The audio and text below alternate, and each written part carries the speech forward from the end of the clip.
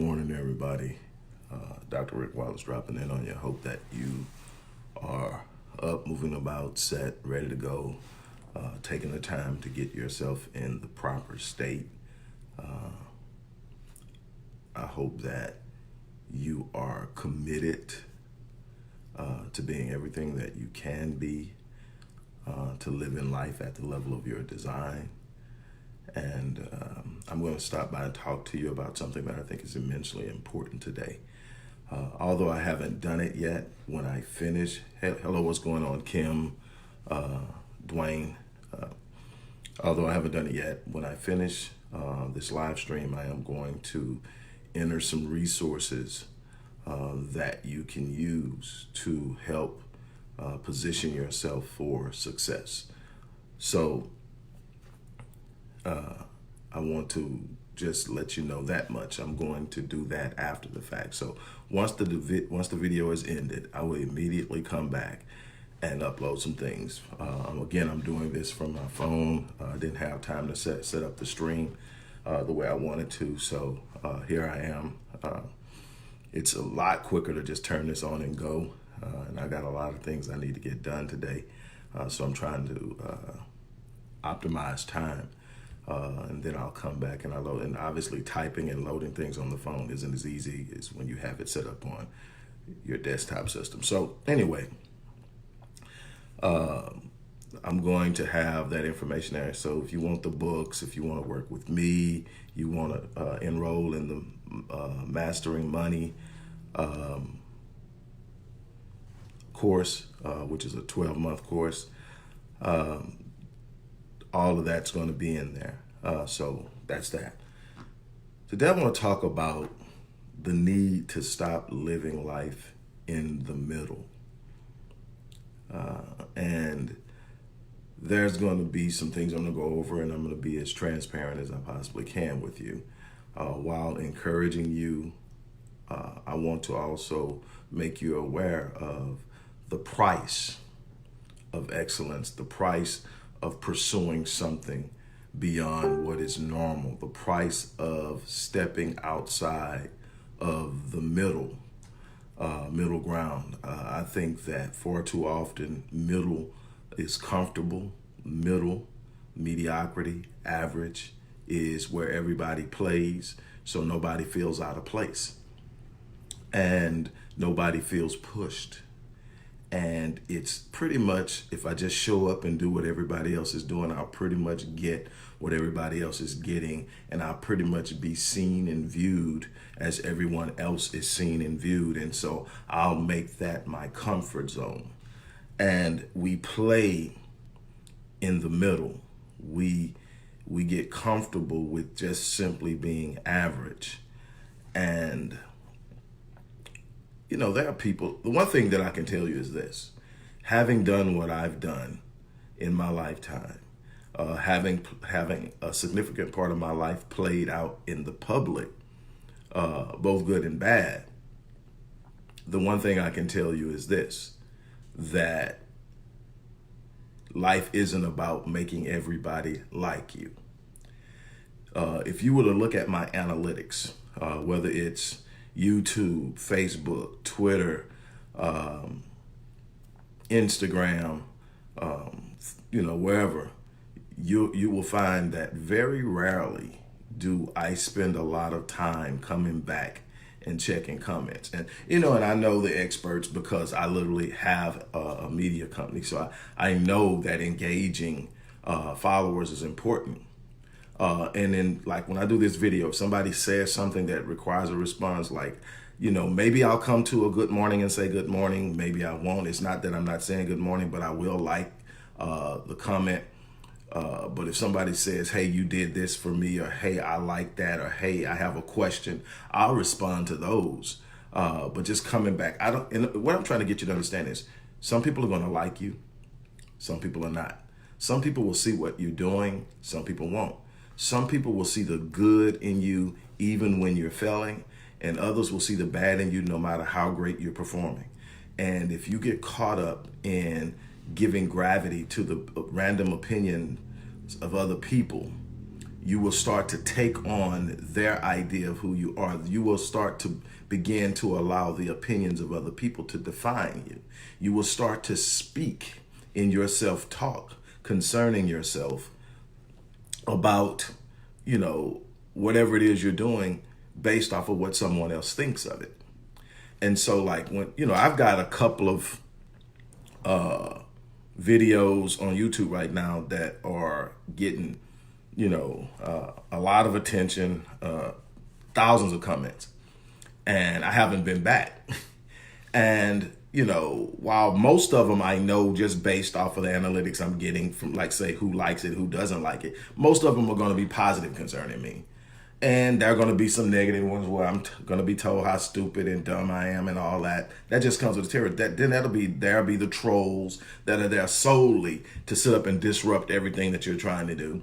And they'll be in there too, and you'll get caught up in that. The thing is this: I am literally deaf to the both sides of the spectrum.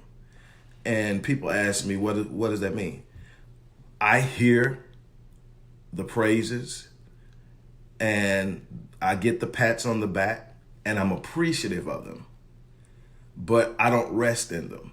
I get the attacks and the degradation, but it doesn't impact me.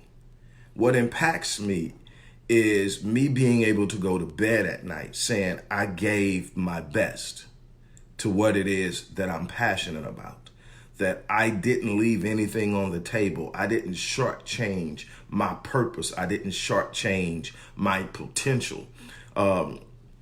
And so what am I trying to get? I'm trying to set the stage of how I want to share this with you.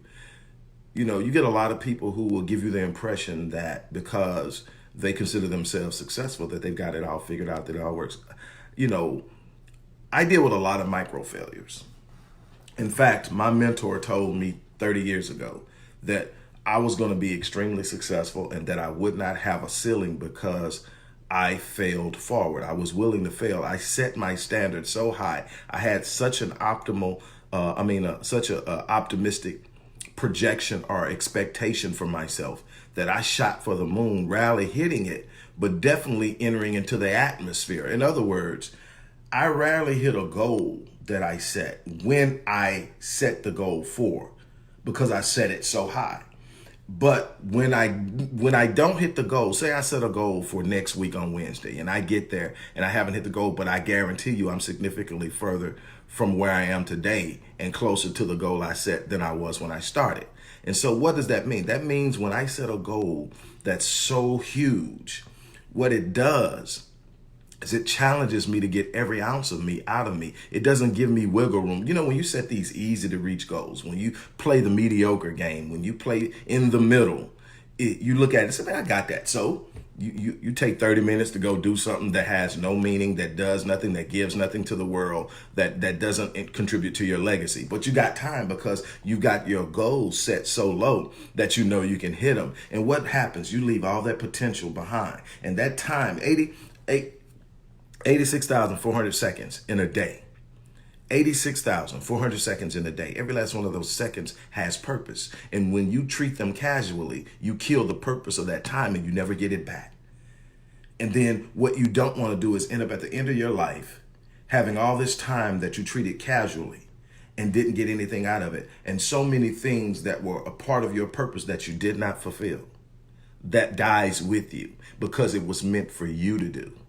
See, you can't count on anyone else doing what you're supposed to do and say, well, if I don't do it, somebody's going to do it. Well, whatever somebody else is doing is within the scope of their purpose. In other words, if I'm living out my purpose on 100, meaning I'm living my life on full, I have no time to do what you're supposed to be doing. So whatever I'm doing it because it's my purpose. And so what you don't do, if everybody's living to the fullest extent of who they are, nobody's doing what you were supposed to do because only you can do it.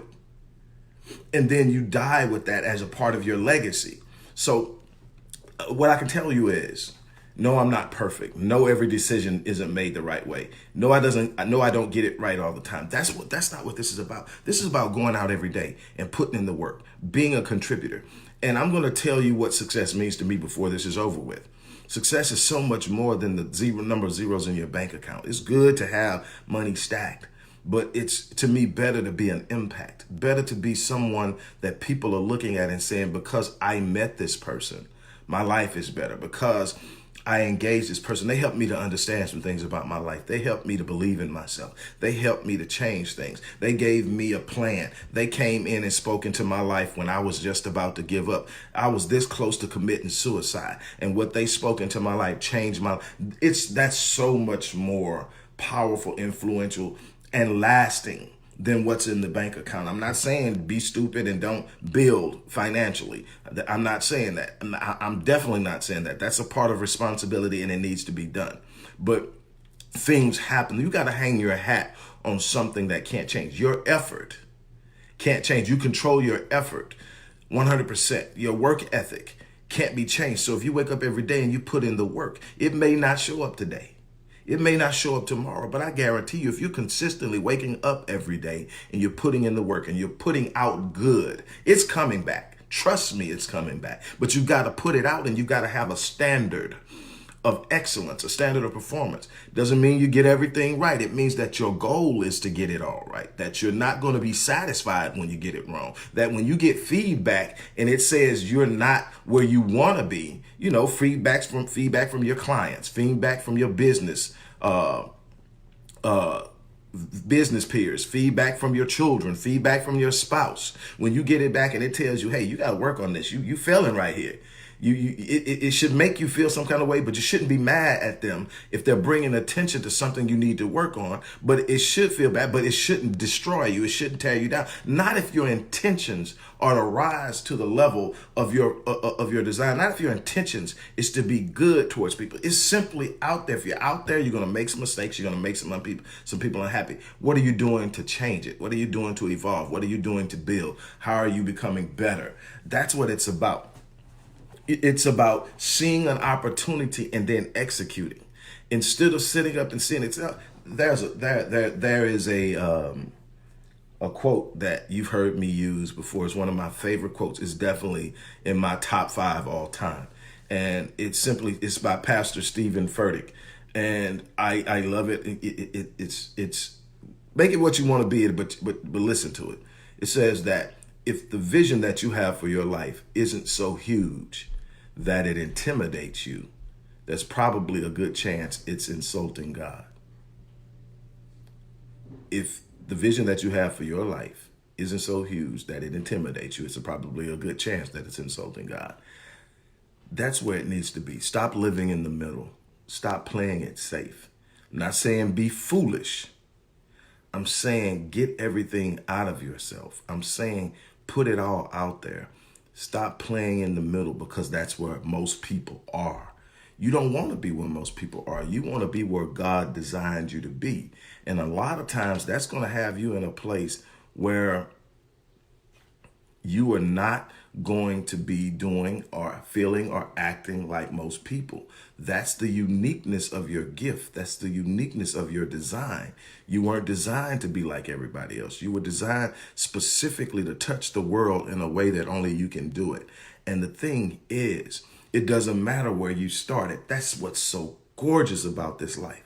I have met people who, have literally been thrown in dumpsters and totally took the world by surprise. Seen kids who came up in abusive homes turn around and become unbelievable champions and highly successful and in different ways. Success isn't defined in one small corner of your existence. We get so caught up in how people perceive us that we put our whole weight of how successful we are in how we are perceived. If people knew I was going through this, they wouldn't think look, not everything is meant for everybody to know, but never be ashamed to be going through your process, because your process comes in steps, and every step you take is not going to be a joyous one. But that's the beauty about steps. Steps are temporary, because you're going to take another one and another one. And eventually that step that felt so horrible, so bad, and maybe even embarrassing is behind you now. That's the beauty of life, is that it's a process that's moving. And if you're planting good seeds, you're putting in good work, you got good work ethic, you're staying committed to what you said you were going to be committed to, you're going the distance no matter how difficult it becomes, then all of a sudden you look up and your life doesn't resemble the life that you were born into. Your life doesn't resemble the life you had 10 years ago. Your life doesn't resemble the life you had 5 years ago. Why? Because you didn't become static. You saw opportunities and you executed. You took it step by step. No matter how, what we have found is, and what blows my mind is when I look at people in this world that we live in, and I see a world of complaining people, it totally baffles me, because here's what I can tell you. And this is why I wake up every morning with an intent of being grateful, with establishing a mindset of gratitude. Because here it is. If you're looking for something good in your world, it'll be easy to find because it's there. I don't care how bad you think it's going. If you wake up with an intent to see something good in your life, you'll see it. Here's the other side. If you wake up and you're looking for bad, you'll find it. And when you let your subconscious, your mind know that that's what you're looking for, it'll go find it in droves. And it'll start to cascade, and you'll find yourself just constant complaining. And you don't realize in your complaining that you're speaking and dictating your destination, your reality. You're literally living in what you're speaking because you gave attention to the negative instead of the positive. Because I tell you, if you're looking for good, you can find it. Because I'm telling you, every day I wake up, and it doesn't matter what my circumstances are, I'm surrounded by the blessings of God. Listen to me. I refuse to look at what's wrong before I thank God for what's right.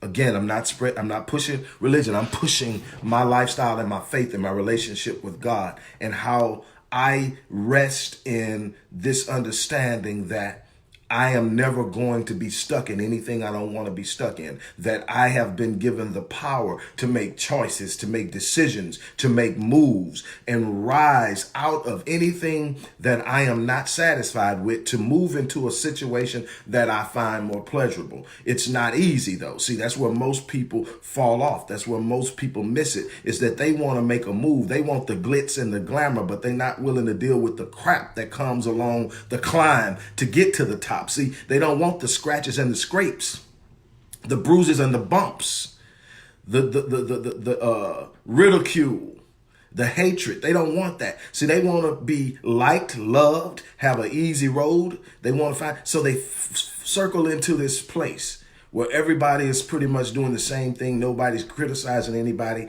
for their mediocrity, for their lethargy, for their lack of intensity in doing something well, because everybody's doing it. So everybody's okay with it. So nobody really picks on me. Nobody really says anything. What the truth is, nobody's holding you accountable for living at the level of your design. And you found comfort in that, because when someone tells you, I really thought you were going to do this and you just did this, I'm a little disappointed. It doesn't feel good, does it?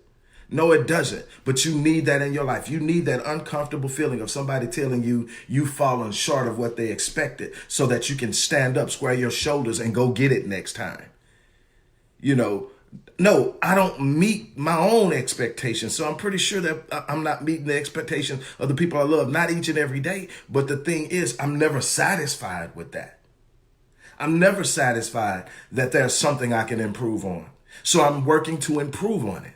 I'm working to be better at it. I don't want to be in the middle. I don't want to be like everybody. I want to be like God designed me to be.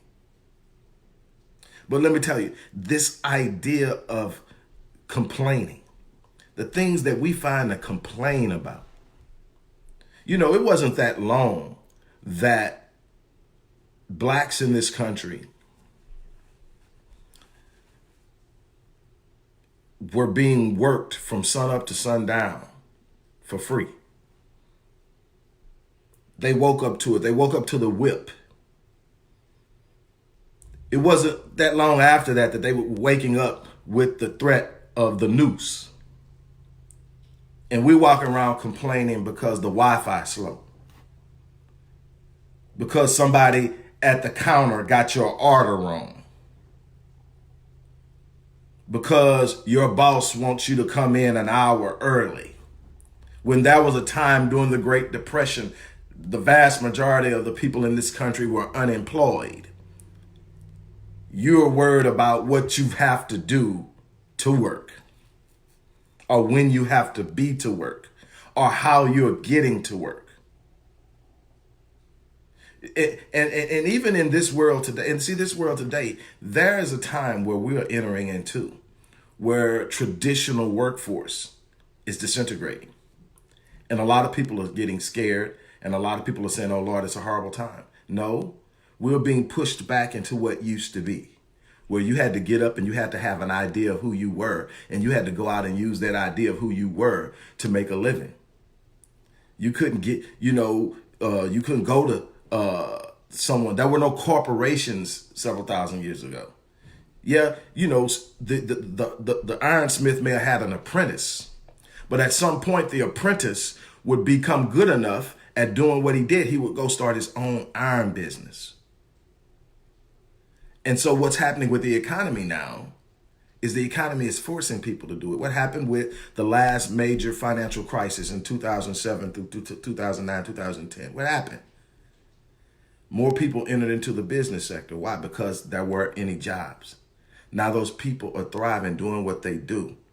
I'm not saying it's easy. I'm not saying you're going to get it perfect. I'm not painting any pictures of some type of freaking utopia. That's not what I'm trying to give you. What I'm trying to give you is if you're breathing and you're healthy, you can get up and you can do something with your life no matter what someone else says about it.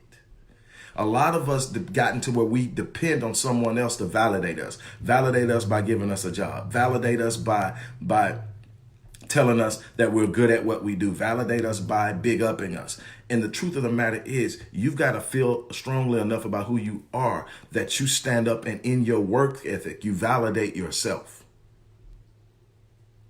I want you to understand that you can't keep living life in the middle.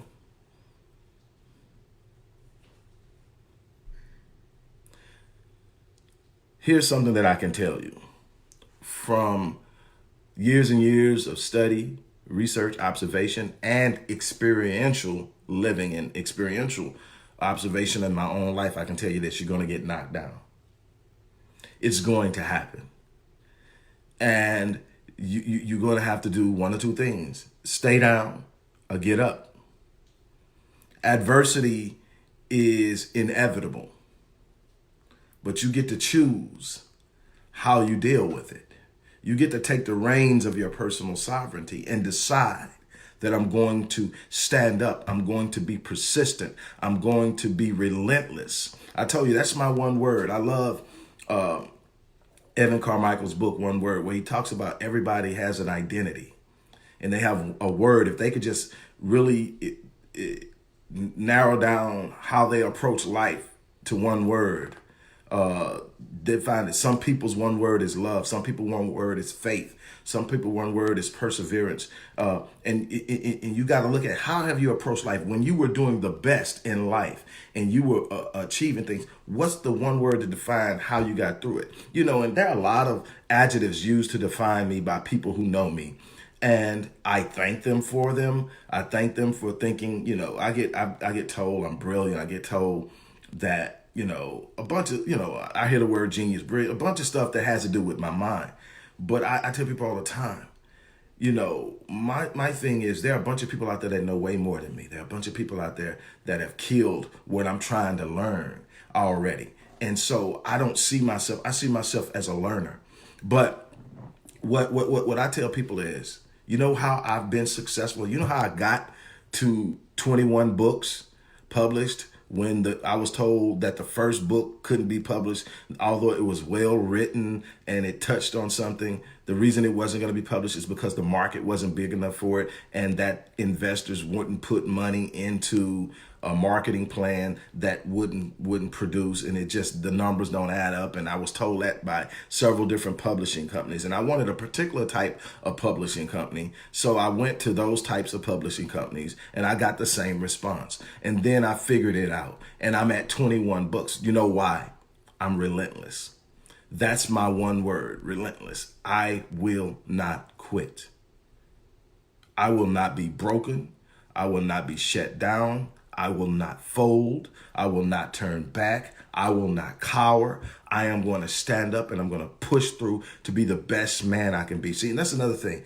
We've got to find out how to define success in ways we absolutely 100% control. Yes, you can go out and you can put that money in and you can do what you need to do and you can earn a living. You've got to be able to do that. You've got to be able to go out there. You got to get that. That's something you got to work on. You got to build on. But what I'm talking about is when the money gets funny, how do you maintain? See, if you start defining yourself by money and things happen, and things will happen. There's a study that says the average millionaire goes broke at least 3 times over the course of their lives. And there's all the reasons why. I'm not going to get into that, but if you want to learn it, you can join the Mastering Money financial course. And so if all I do is define myself by the number of zeros in my account, when those zeros dwindle away or they change in a negative manner, how do I sustain myself in my self-esteem, my self-confidence, everything I'm going to need to rise back up and even fix that financial problem? How do I sustain myself? You got to find something that you control. Number one is you absolutely 100% control your happiness. The problem is we give the power of our happiness to everything except ourselves.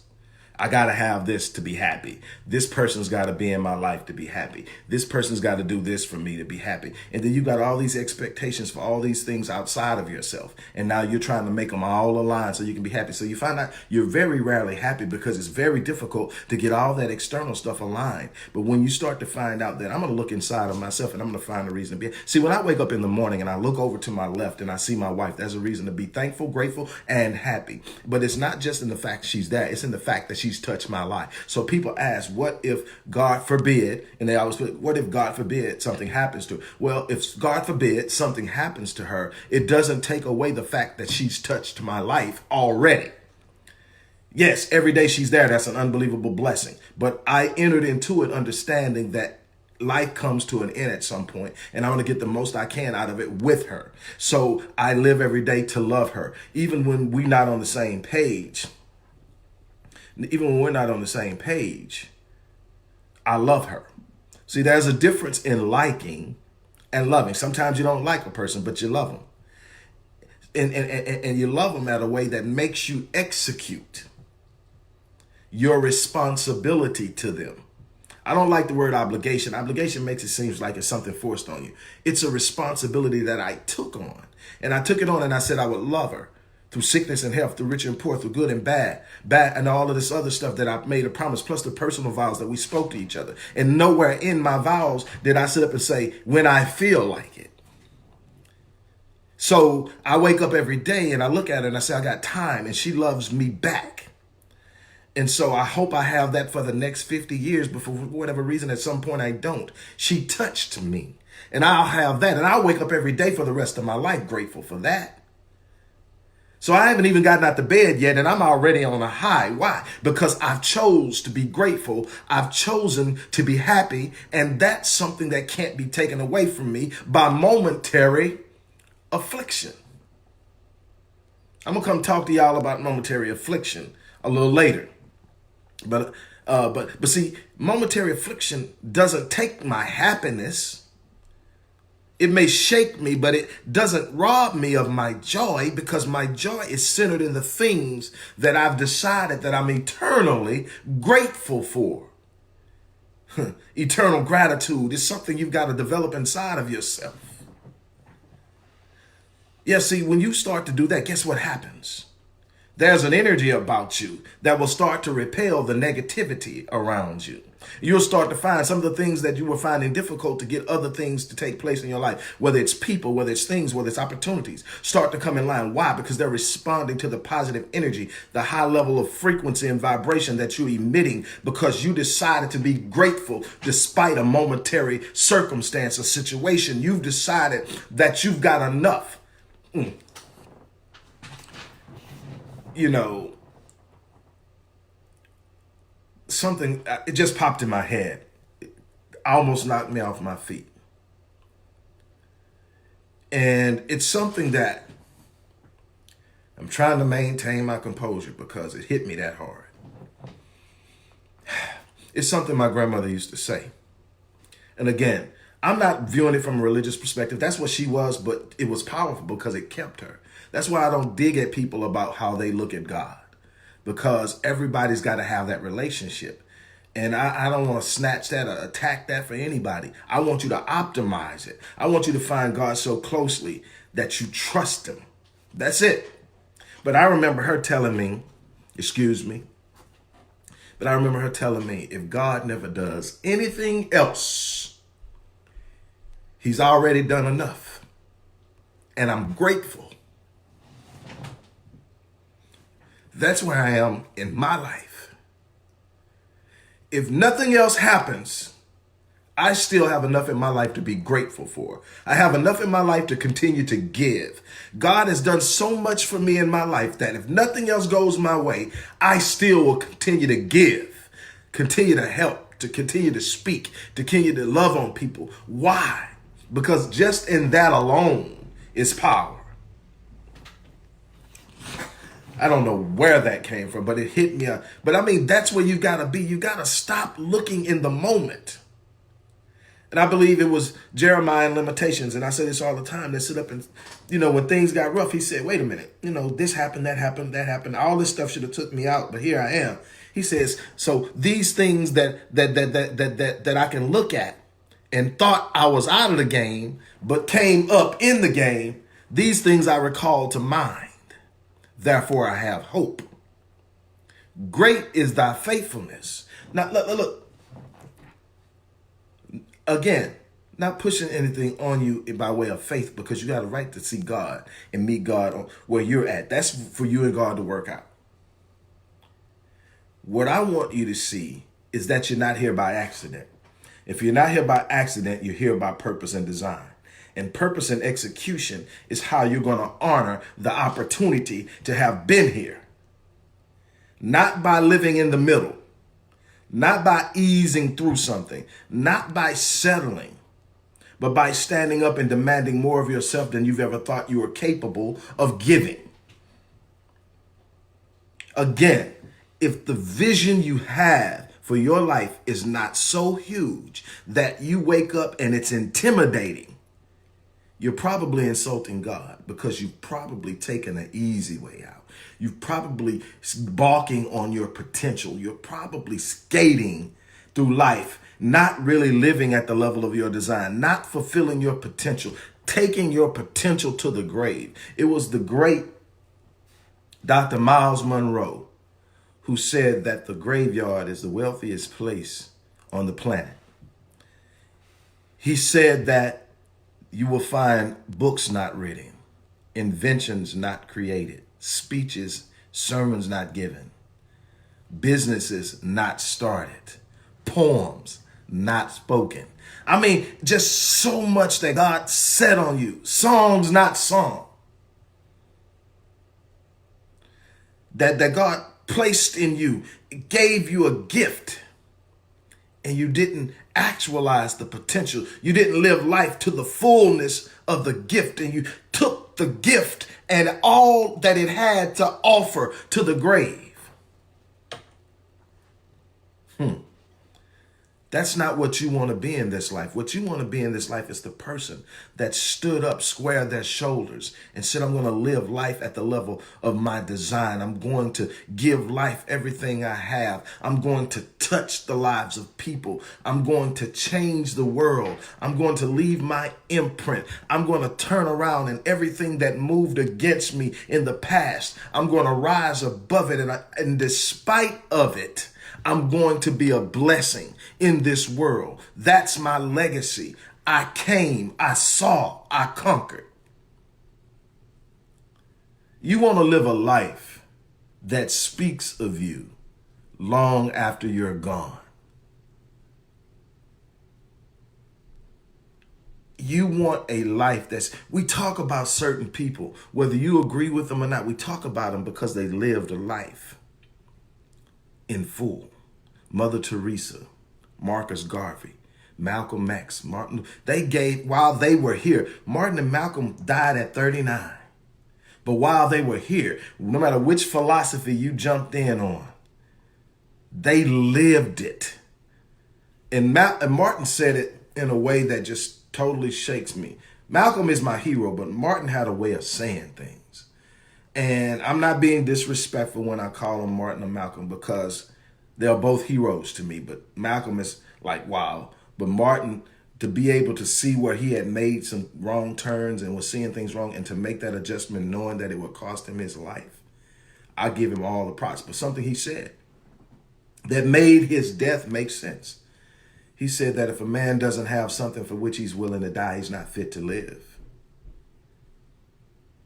And so it made me, when I first heard him, say, okay, what in this life am I willing to die for? And I start to make a list. What am I willing to die for? What am I willing to stand on? What will I not compromise on? I will not compromise on protecting my wife and my family. I will gladly die for that. I'll gladly die to speak the truth to power for a people that has been marginalized and oppressed. I will not be bought off. I will not be scared away.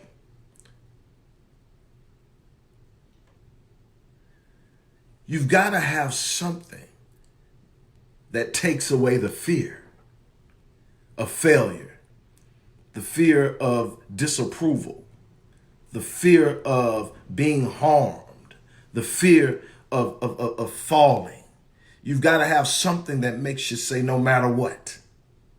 But what I can tell you is this, as I close out. Live your life on full. Stop living in the middle and live your life on full. Go out and make a difference in this world. Go out and make a difference in this world. God planted a gift inside of everybody. Like I said, I've had the unbelievable opportunity and honor of working with all types of people. I've worked with children with autism, children with Down syndrome, children who have been declared to have learning disabilities, adults who come from impoverished households, adults who came from sexual abuse in their childhood. I've worked with, and I can tell you, no matter how dark it was, no matter how much poverty you came from, no matter what people said about them, that I could look in there and that was a gift. Every child with autism, I found the gift. And I'm not saying I'm special, I'm saying they're special. I've just learned to look for what's special in people instead of what's wrong. I came to a place where I decided it's much more fulfilling to find the good in someone than to tear them down because of the bad. That you got to build in order to elevate. And so that's what I'm going to leave with you. I'm going to leave that with you. God didn't place you here to be average. God didn't place you here to live a mediocre life and simply exist. And some of you are not even existing. You're barely surviving and think that's your lot in life. That doesn't represent God well. If you really think about it, being who you are is a representation of the designer, the creator, the God, the Most High. And if all people ever see in you is barely getting by, getting your butt kicked, stomped on, kicked on, and all you talk about is God, that's not a good representation of God. You need to find God. I don't mean in a religious sense. I mean find God. Sit down. If you're at a church, talk to your pastor and get a way to understand and get there. Find you somebody that can show you how to sit down and literally connect with God. I'm not talking about praying practiced prayers that you learned as a child. I'm talking about laying it there and becoming intimate, having conversations, listening. Obviously not with your physical ears, but see, you got something deeper inside of you planted there. It's your spiritual existence. It's your whole energy, and that hears God. Trust me. I'm going to get off of here. I wasn't expecting this to go like this, but it is what it is. And hey, it's up to you. And for those of you who want to really take a jump or leap, reach out to me. I have a couple of spaces and I would love to work with you, but I'm gonna tell you, I'm intense and I demand commitment. If you're not gonna stick with it, I'm not the one. And no, it's not free, but I guarantee you talk to anybody who's worked with me, they will tell you that the value that they get out of it is far more than what they're paying. That's my goal. That's something my grandfather taught me. Always give more than what you're asking. Anyway, on that note, I'm gonna get off here. Like I told you in the beginning of the video, I'm gonna come back and I'm gonna put some resources in here so you guys can access them and use them to your benefit. But on that note, I'm gonna check out of here. You guys have an unbelievable day. Go out and live life at the level of your design. Honor God's trust in you by living the fullness of what you were put here to do. On that note, I'm out.